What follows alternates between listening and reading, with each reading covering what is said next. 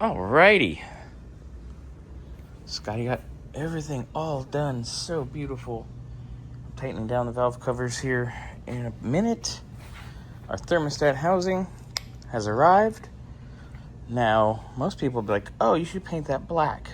Well, it's got to be blue, because when we disassembled this engine, this was blue.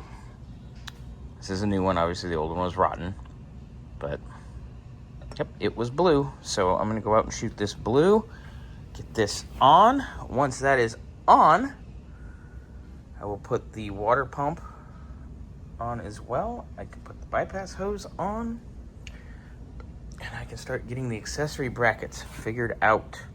I do have the thermal vacuum switch that goes in here.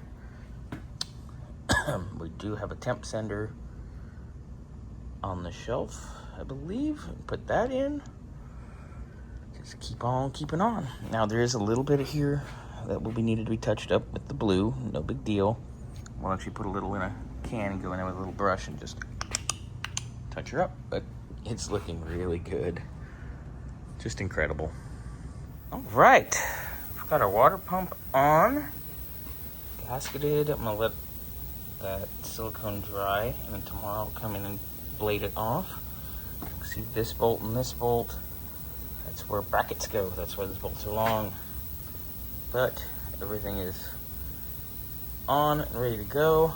I do need to just touch up a little bit here, so it gives us a light misting with the blue. I have my thermostat gasket already in place. There's my housing.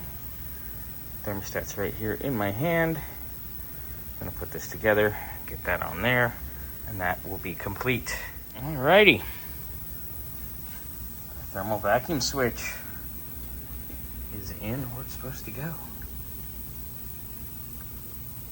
The fact that we actually found the correct one is impressive. This engine's looking really nice.